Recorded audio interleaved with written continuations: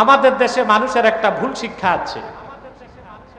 জিজ্ঞেস করায় রাতে নামাজ পড়ো নাই কেন, বলে একটু নাপাক ছিলাম তো, গোসল ফরজ হয়েছিল। তা আল্লাহ তাআলা বিয়ে শাদী দিয়েছেন নাপাক হইতে নাকি? কথা বলে। তা আপনি যদি আপনার স্ত্রীর কাছে যান, বীর্যপাত হয়, তাতে আপনি নাপাক হয়ে যাবেন? আপনি জুনুব হবেন। জুনুব কি হবেন? এটা মনে রাখবেন মাসালা। আপনি যদি আপনার স্ত্রীর কাছে বারবার যান, যতবার যান, আপনি একবারও নাপাক হবেন না। যতবার যাবেন গোসল ফরজ হবে, আপনাকে নাপাক বলা হবে না, আপনাকে বলা হবে জুনুব। আম্মাল জুনুব আল্লাযী ইয়াজিবু আলাইহিল গুসলুল জানাবা, যার উপর ফরজ গোসল ওয়াজিব হয়, আবশ্যক হয়, ওই ব্যক্তিকে বলা হয় জুনুব। রাসূলুল্লাহর উম্মত মুমিন জীবিত থাকলেও পবিত্র, মৃত্যুর পরও পবিত্র। আর যার ঈমান নাই, ও জিন্দা থাকলেও নাপাক, মরার পরও নাপাক। তাহলে এই যে মানুষের শ্রেষ্ঠত্ব আর মানুষের নিকৃষ্টতা, এটা নির্ধারণ করবে কে? কলব। কে? এই কলবের ভিতরে যে ঈমান, এই ঈমানকে চূড়ান্ত পর্যায়ে পৌঁছে দেওয়ার জন্য আরেকটা বিষয় আছে, যে যা ঈমানের অন্যতম অংশ, সেটা হচ্ছে আল্লাহর হাবিব মুহাম্মদ সাল্লাল্লাহু আলাইহি সাল্লামের মাহাব্বত, ভালোবাসা। সুবহানাল্লাহ বলেন। কলব, আরবিতে কলব কেন বলা হয়? ইমাম বদরুদ্দিন আইনি লেখেন, সুমিয়াল কলবু কলবান লিতাকাল্লুবিহি। মানুষের কলব এক জায়গায় থাকে না, এটা দৌড়াদৌড়ি করে। কি করে? মনটা এদিক আসে, আবার ওদিক যায়, আবার ওই দিক যায়, এই যে ঘোরাঘুরি করে, এই জন্য কলবকে কি বলা হয়? কলব। কিন্তু এখানে এই অন্তরে যখন আল্লাহ তার হাবিব মুহাম্মদ সাল্লাল্লাহু আলাইহি ওয়াসাল্লামের ভালোবাসা সর্বোচ্চ পর্যায়ে পৌঁছবে, আপনার ঈমানটা সর্বোচ্চ পর্যায়ে পৌঁছে যাবে, আপনি শ্রেষ্ঠ মুমিন হিসেবে শ্রেষ্ঠ মানুষদের কাতারে শামিল হয়ে যাবেন। বলেন সুবহানাল্লাহ। এই যে মাহাব্বত, এই যে ভালোবাসা, এটার দৃষ্টিকোণ থেকে মানুষের আবার প্রকার আছে। 3 প্রকার মানুষ। কয় প্রকার? এক প্রকার মানুষ যাদের দুশ্মনী হচ্ছে ঈমানের সাথে, ভালো কাজকে মোটেও ভালোবাসে না, তাদের সমস্ত ভালোবাসা দুনিয়া কামাই করার জন্য। এরা হচ্ছে কাফের, মুশরিক, বেঈমান, অবিশ্বাসী এবং সংশয়বাদী।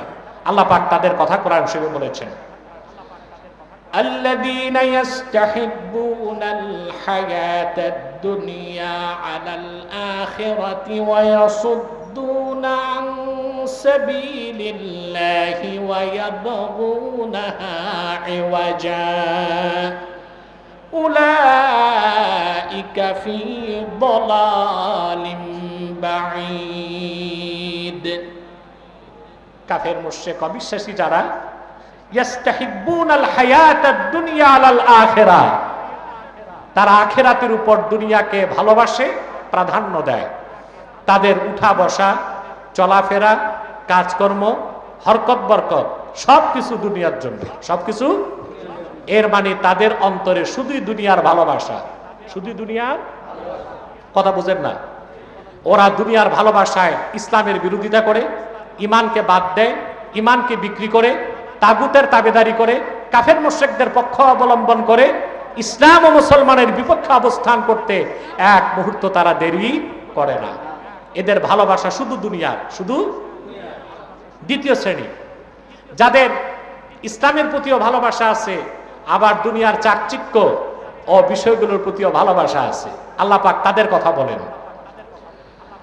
যুইনা লিন-নাসি হুব্বুশ শাহাওয়াতি মিনান নিসাই ওয়াল বানিনা ওয়াল কানাতিরিল মুকান্তারাতি মিনাদ যাহাবি ওয়াল ফিদ্দাতি ওয়াল খাইলিল মুসাওওয়ামা والخيل المسومة والأنعام والحرث ذلك متاع الحياة الدنيا والله عنده حسن المآب আল্লাহ পাক বলেন এই দুনিয়াতে অধিক সংখ্যক মানুষের জন্য নারীর প্রতি আকর্ষণ,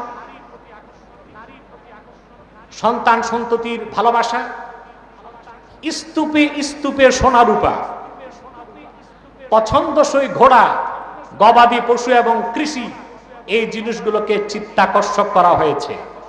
আল্লাহ তাআলা 8টা জিনিসের কথা বলেছেন। কয়টা? আপনি চিন্তা করে দেখবেন এই 8টার বাইরে পৃথিবীতে কোনো চাকরি নাই, কোনো ব্যবসা নাই। মানুষ যা কিছু করছে সব কিছুই 8টা জিনিসের জন্য। কয়টা জিনিসের জন্য? হয় নারীর জন্য, নয় সম্পদের জন্য, নয় ক্ষমতার জন্য, নয় কৃষির জন্য। এই 8টা জিনিসকে কেন্দ্র করেই পৃথিবীতে চলছে লেনদেন, আদান প্রদান, ব্যবসা বাণিজ্য, চাকরি বাকরি, রাজনীতি, অর্থনীতি, আর্থসামাজিক ব্যবস্থায় সব কিছু এই 8টা বিষয়কে নিয়ে।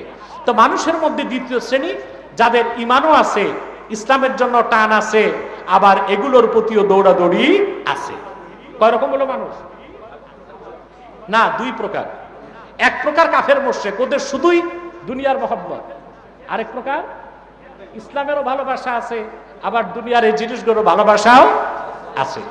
এবার হচ্ছে সুপার ক্লাসের মানুষ যারা, সুবহানাল্লাহ, আপনারা ঘুমায় ঘুমায় সুবহানাল্লাহ বলবেন,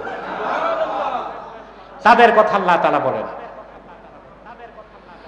ولكن الله حبب إليكم الإيمان وزينه في قلوبكم وكره إليكم الكفر والفسوق والعصيان أولئك هم الراشدون। সূরা হুজুরাতে মূলত এখানে আল্লাহ তাআলা তার হাবিবের সাহাবীদের কথা বলেছেন। অর্থাৎ ১৫০০ বছর আগে আমার নূর নবী মুহাম্মদ সাল্লাল্লাহু আলাইহি সাল্লামের নূরের কদমে যারা জায়গায় পেয়েছিলেন, আল্লাহ ওই সাহাবীদের কথা বলেন। আল্লাহ সাহাবীদেরকে সম্বোধন করে আল্লাহ বলেছেন, তোমাদের অন্তরে আল্লাহ ঈমানকে প্রিয় করে দিয়েছেন, ঈমানকে সাজায় দিয়েছেন। সাহাবায়ে কেরামের কাছে ঈমানের চেয়ে ভালোবাসার প্রিয় আর কিছু ছিল না। সুবহানাল্লাহ বলবেন না? আর তোমাদের অন্তরে আল্লাহ তাআলা কুফরকে, শিরককে, নাফরমানিকে, ফিসক ফুজুরকে ঘৃণার বস্তু বানায় দিয়েছেন। সুবহানাল্লাহ বলে। তো সাহাবায়ে কেরামের অনুসরণে আজও যারা ঈমানকে সবচেয়ে বেশি ভালোবাসে তারা হচ্ছে সুপার ক্লাসের মানুষ। তাদের অন্তরে সবকিছুর চেয়ে মায়া বেশি ঈমানের, বলেন সুবহানাল্লাহ। আর এই ঈমানদার মানুষগুলো জান মাল, সহায় সম্পদ সবকিছুর চেয়ে বেশি আল্লাহকে ভালোবাসে, তার হাবিব মুহাম্মদ সাল্লাল্লাহু আলাইহি ওয়াসাল্লামকে ভালোবাসে জীবনের চেয়ে বেশি, বলেন সুবহানাল্লাহ।